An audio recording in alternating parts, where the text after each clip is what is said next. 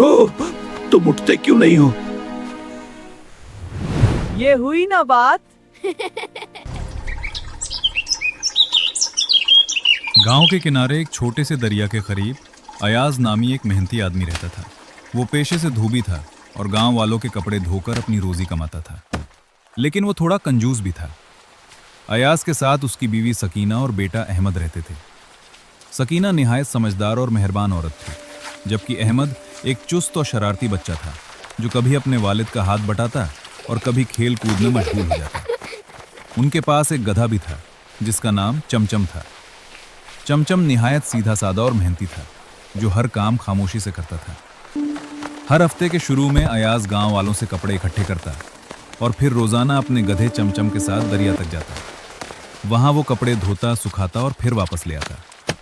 चमचम हर रोज भारी गट्ठड़ अपनी पीठ पर उठाकर दरिया तक ले जाता और वापस लाता।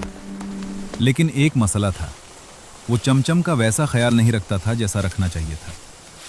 अयाज खुद तो अच्छा खाता, मगर चमचम को अक्सर कम खुराक देता और सारा दिन उससे काम लेता। सकीना अक्सर कहती, अयाज, ये भी एक जानदार है, उसका भी ख्याल रखो। मगर अयाज हंसते हुए कहता, अरे ये तो गधा है, इसे क्या चाहिए, थोड़ी सी घास काफी है। वक्त गुजरता गया और चमचम आहिस्ता आहिस्ता कमजोर होने लगा। पहले वो तेजी से चलता था, मगर अब थक कर रुकने लगा था। एक दिन अहमद ने कहा, अब्बा, चमचम बहुत थक जाता है, हमें इसका ख्याल रखना चाहिए। मगर अयाज ने अहमद की बात पर ज्यादा ध्यान न दिया और मुस्कुराकर बात टाल दी। लेकिन एक दिन वाकई मसला खड़ा हो गया। जब वो दरिया से वापस आ रहे थे तो अचानक चमचम रास्ते में बैठ गया। अयाज ने उसे उठाने की बहुत कोशिश की, उठो, तुम उठते क्यों नहीं हो? मगर वो उठ न सका। अहमद घबराकर बोला, अब्बा, चमचम को क्या हो गया, ये उठ क्यों नहीं रहा? अब अयाज के पास कोई चारा न था। दोनों ने खुद ही भारी गट्ठड़ उठाए। थोड़ा सा चले तो सांस फूल गई, कमर दर्द करने लगी और पसीना बहने लगा।